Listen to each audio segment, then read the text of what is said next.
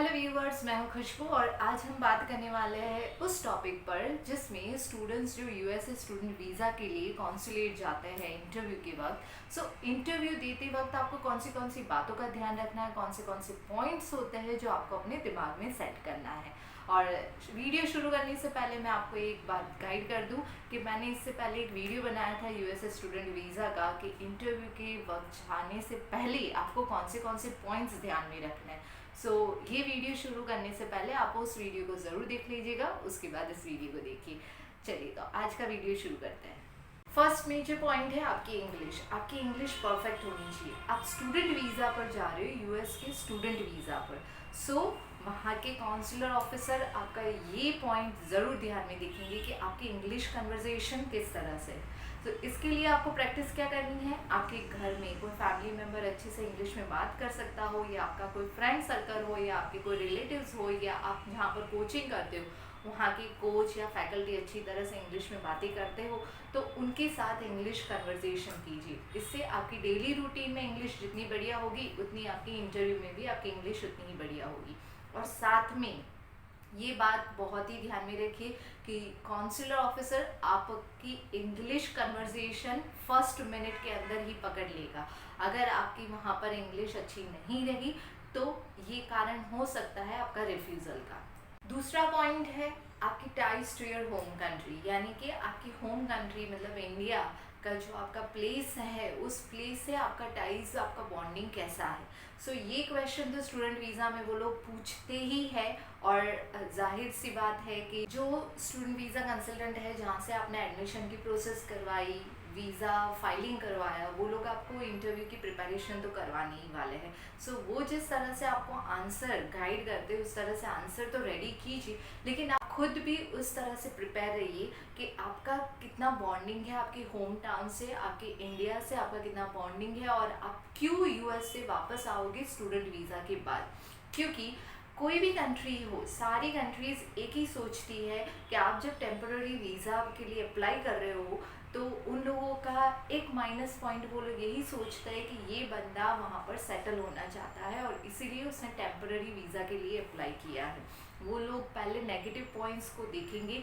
अगर आपका सारा बैकग्राउंड, आपका एजुकेशन बैकग्राउंड, आपका फैमिली बैकग्राउंड बहुत ही स्ट्रॉन्ग होगा तो आपको वो वीज़ा देंगे। थर्ड पॉइंट, आपका कोर्स रेलेवेंट, यानी कि आप जिस कोर्स के लिए जा रहे हो वो आपके एजुकेशन बैकग्राउंड के साथ रेलेवेंट है कि नहीं। अगर वो रेलेवेंट है तो ऑलमोस्ट आप इजीली जवाब दे पाओगे, लेकिन अगर वो रेलेवेंट नहीं है तो आपने ये कोर्स क्यों सिलेक्ट किया है, इससे फ्यूचर क्या बनेगा आपका, ये सारे पॉइंट्स आपको अपने माइंड में रखना है। और जिस तरह से आप उस को फेस करोगे, ऑफिसर के साथ आप उस आंसर को जवाब दोगे, उस वक्त ऑफिसर आपका फेस रीडिंग भी करेगा, जिससे उनको पता चल जाएगा कि ये सही इस कोर्स के लिए एलिजिबल है कि नहीं, और इनको सीरियसली ये कोर्स के बाद इंडिया वापस आना है कि नहीं। आपका जो रेलेवेंट एजुकेशन है उसके साथ मैच होना चाहिए, और आप जो कोर्स के लिए जा रहे हो वो आपके फ्यूचर के लिए बेस्ट है, वो आपको दिखाना है। फोर्थ पॉइंट, बी ब्रीफ, यानी कि जो ऑफिसर ने आपको जो क्वेश्चन पूछा है उसके रिलेटेड आप परफेक्ट डिटेल्स, और वो भी शॉर्ट आंसर में डिटेल्स दीजिएगा। एक बात ध्यान रखिए कि आपका इंटरव्यू ऑलमोस्ट 2 या 3 मिनट्स का होगा। उसमें से जो फर्स्ट मिनट, पहला मिनट होता है ना, जो 1 मिनट का फर्स्ट शुरुआत, वो मेन होता है। अगर उसमें ही आपने गड़बड़ कर ली, अगर उसमें ही आप नर्वस हो, तो समझ लीजिए कि ऑलमोस्ट 80% आपका वीज़ा रिजेक्शन के चांसेस है।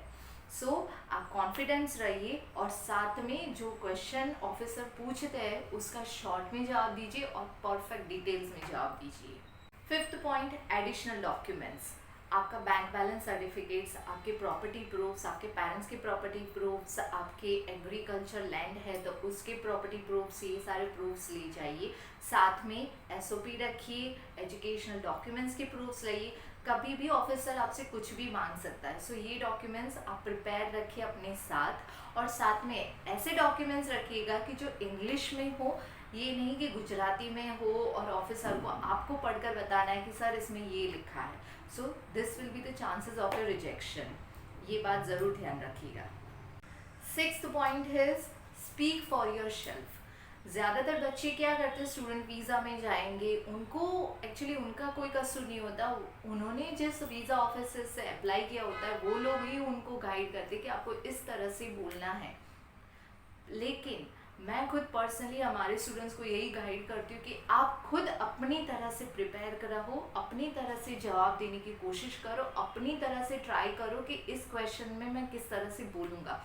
इससे क्या होता है कि आपको खुद को एक्सपीरियंस होगा कि आप किस तरह से उस क्वेश्चन का जवाब फेस कर पाओगे।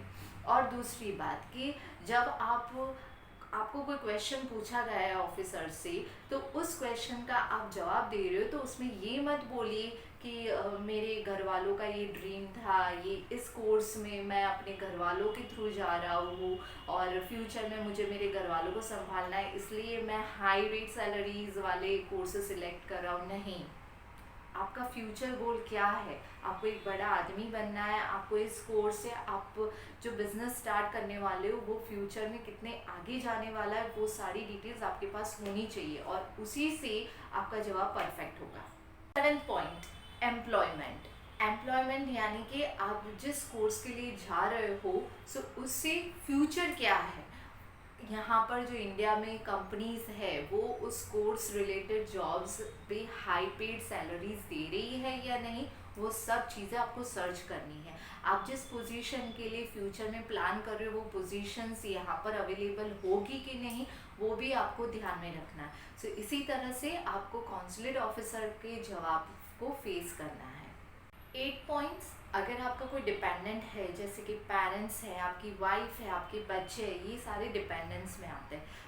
वो डिपेंडेंट्स आप पर निर्भर होते हैं। अगर आप स्टूडेंट वीज़ा पर जा रहे हो तो आपके बाद वो लोग किस तरह से सरवाइव करेंगे, उनके पास कितना फिनेंशियल है और आगे जाकर वो किस तरह से अपना 1 साल या 2 साल का लिविंग एक्सपेंस निकाल पाएंगे, उसका भी आपके पास रिकॉर्ड होना चाहिए। इस तरह से आप जवाब दोगे, उसी हिसाब से आपके वीज़ा के चांसेस बढ़ेंगे। Last point, maintain a positive attitude. अगर आपको ऑफिसर ने कुछ ऐसा सवाल पूछ दिया है और आपने कोई जवाब दिया, लेकिन सामने ऑफिसर आपको आर्ग्यूमेंट कर रहा है कि नहीं नहीं इसमें तो ऐसा ही होता है, ऐसा नहीं होता, और सामने आप एग्रेसिव हो जा रहे हो या फिर आप नेगेटिव रिस्पॉन्स कर रहे हो या आर्ग्यूमेंट्स नेगेटिवली कर रहे हो, इसमें आपका वीज़ा चांसेस घट जाएगा। चाहे ऑफिसर आपको एग्रेसिव करने की कोशिश करे, आप काम रहिए, अच्छे से जवाब दीजिए। हाँ, आर्ग्यूमेंट्स कर सकते हो कि नहीं सर इसमें ऐसा है, लेकिन वो भी पोलाइटली आर्ग्यूमेंट्स कीजिए। ओवरऑल आपको यही बात ध्यान में रखना है कि आप टेम्पररी वीज़ा के लिए अप्लाई कर रहे हो, कंट्री आप पर डिपेंड नहीं है, आप उस कंट्री के लिए डिपेंडेंट हो। इस तरह से जवाब दीजिएगा और खुद ही प्रिपेयर करिए। ओके दोस्तों, आज का वीडियो मैं यहाँ पर ही कंप्लीट कर रही हूँ। अगर कुछ कंफ्यूजन हो यूएस स्टूडेंट वीज़ा के इंटरव्यू रिलेटेड तो मुझे ज़रूर कमेंट्स में बताइएगा या मुझे ईमेल में कीजिएगा। मैंने डिस्क्रिप्शन में मेरे कॉन्टैक्ट नंबर्स और ईमेल आईडी दिए हुए हैं, आप मुझे कॉन्टैक्ट कर सकते हो उसमें। तब तक के लिए थैंक यू, टेक केयर, जय श्री कृष्ण।